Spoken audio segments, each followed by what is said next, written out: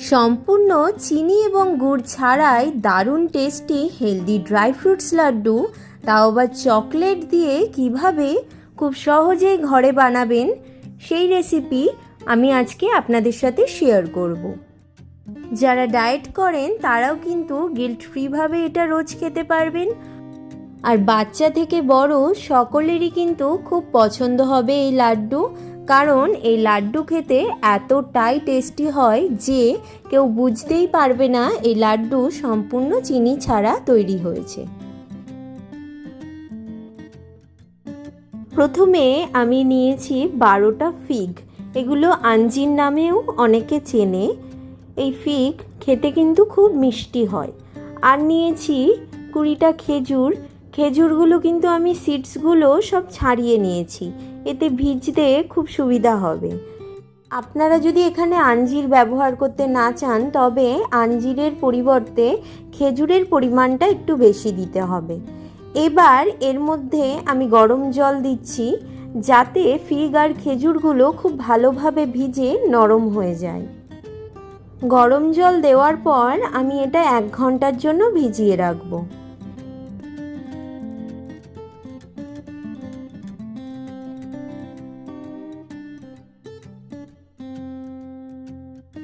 এক ঘন্টা পর যেই জলে ভিজিয়েছিলাম ওই জল ফেলে দিয়ে নর্মাল জল দিয়েছি এর মধ্যে।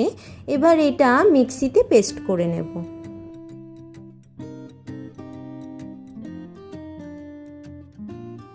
লাড্ডুগুলো তৈরি করতে প্রথমে নিয়েছি 500 গ্রাম মাখানা।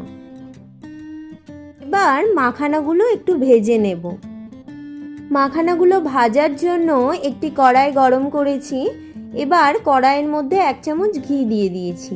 ঘি গরম হলে মাখানাগুলো দিয়ে দিচ্ছি। এবার লো ফ্লেমে মাখানাগুলো ভাজতে হবে যতক্ষণ না পর্যন্ত মাখানাগুলো লাল হয়ে যায়।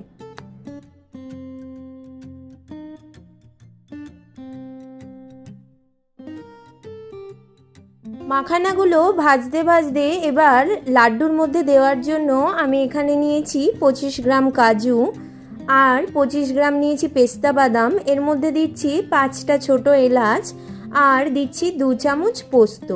এতে টেস্টটা খুব ভালো হয়। এইদিকে মাখানাগুলোও কিন্তু লাল করে ভাজা হয়ে গেছে। এবার এর মধ্যে আমি দিয়ে দেব কাজু, পোস্ত, পেস্তা বাদাম আর এলাচ। সব দিয়ে আবারও 2 থেকে 3 মিনিটের জন্য ভেজে নেব। এখানে এগুলো কিন্তু হালকা লাল করে লো ফ্লেমে ভাজতে হবে। দেখবেন যখন ভাজবেন 1 মিনিট পর খুব সুন্দর একটা গন্ধ বেরোবে, যেহেতু পোস্ত দেওয়া আছে তাই।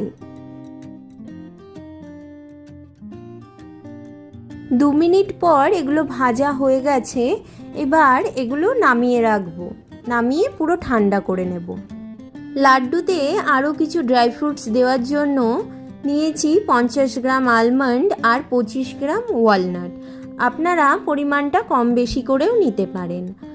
আর এর মধ্যে সিডস দেব, তাই 100 গ্রাম ফ্ল্যাক্স সিডস বা তিসি, 50 গ্রাম পামকিন সিডস আর 50 গ্রাম নিয়েছি সানফ্লাওয়ার সিডস। এই সিডসগুলো আপনারা অনলাইনে কিন্তু খুব সহজেই পেয়ে যাবেন, আর এখন কিন্তু অনেক দোকানেও খুব সহজেই এই সিডসগুলো পাওয়া যায়। এবার মাখানা কাজুটা নামিয়ে নিয়েছি। ওই কড়াইতেই লো ফ্লেমে, আমি কোনো ঘি দিচ্ছি না, এর মধ্যেই দিয়ে দিয়েছি আলমন্ড আর ওয়ালনাট। আলমন্ড আর ওয়ালনাটটা 2 মিনিট একটু শুকনো খোলায় ভেজে নেব লো ফ্লেমে।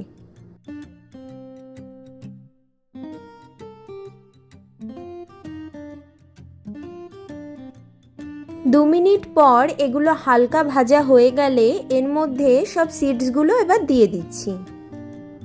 সিডসগুলো দেওয়ার পর এবার সব কিছু খুব ভালোভাবে মিশিয়ে লো ফ্লেমে মোটামুটি 3 থেকে 4 মিনিট সময় লাগবে ভালোভাবে ভাজতে। মোটামুটি 3 মিনিট পর এগুলো পুরো ভাজা হয়ে গেছে। এবার গ্যাসের ফ্লেমটা অফ করে সব সিডসগুলো আর নাটসগুলো ঠান্ডা করে নেব। এখানে মাখানা আর সব সিডস আর নাটসগুলো যখন পুরোপুরি ঠান্ডা হয়ে যাবে তখন একটা মিক্সিতে দিয়ে এগুলো খুব ভালোভাবে গুঁড়ো করে নিতে হবে। পুরো ঠান্ডা হলেই কিন্তু মিক্সিতে গুঁড়োটা করবেন, গরম অবস্থাতে করবেন না।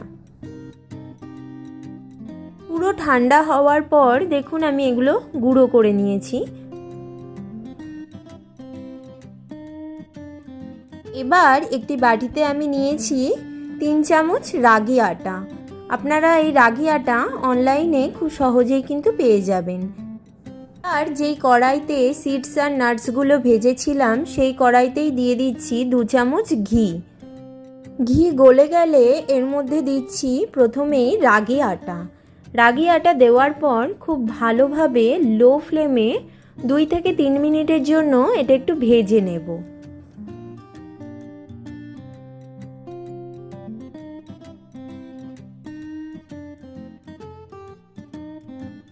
দু মিনিট পর এটা পুরো ভালোভাবে ভাজা হয়ে গেলে দেখুন এরকম ফুটতে শুরু করবে, তখন এর মধ্যে দিয়ে দিচ্ছি 2 চামচ ছোলার ছাতু। এবার এই ছাতু আর রাগি আটা খুব ভালোভাবে আরও 2 মিনিটের জন্য ভেজে নিচ্ছি। 2 মিনিট পর দেখুন এগুলো ভাজা হয়ে গেলে কালারটাও এরকম চেঞ্জ হয়ে আসবে। এবার এর মধ্যে আমি দিয়ে দেব যে সিডস আর নাটসগুলো গুঁড়ো করে রেখেছিলাম সেইগুলো। সিডস আর নাটসের গুঁড়োগুলো দেওয়ার পর এগুলো রাগি আর ছাতুর সাথে খুব ভালোভাবে মেশাতে হবে। এই সিডস আর নাটসের গুঁড়ো আমি অল্প অল্প করে দিচ্ছি যাতে সব কিছু খুব ভালোভাবে মেশানো যায়। এগুলো ভালোভাবে মেশানো হয়ে গেলে এর মধ্যে আমি খেজুর আর ফিগের যে মিক্সচারটা তৈরি করেছিলাম সেটা দিয়ে দিয়েছি। এবার সব কিছু খুব ভালোভাবে মিশিয়ে নিতে হবে।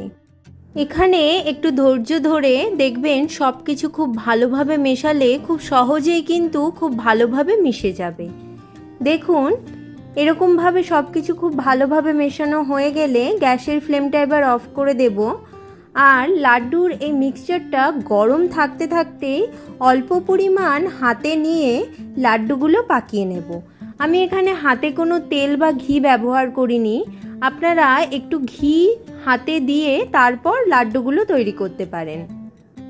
এখানে লাড্ডুগুলো কতটা বড় বা ছোট তৈরি করবেন সেই পরিমাণ মতো মিক্সচারটা হাতে নিয়ে গোল গোল করে লাড্ডুগুলো পাকিয়ে নিতে হবে।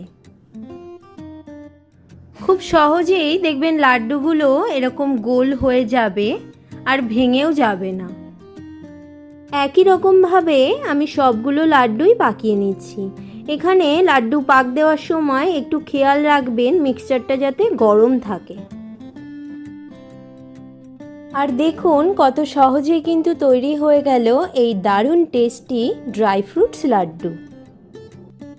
আর কিছু লাড্ডুতে আমি চকলেট দিয়েছি, এর জন্য অল্প 25 গ্রাম মতো ডার্ক চকলেটের মধ্যে 1 চামচ ঘি দিয়ে মেল্ট করে নিয়েছি। এরপর লাড্ডুগুলো এর মধ্যে দিয়ে কোট করে ফ্রিজে প্রায় 5 মিনিট ধরে রেখে দিলেই তৈরি হয়ে যাবে এই দারুণ চকলেট লাড্ডু।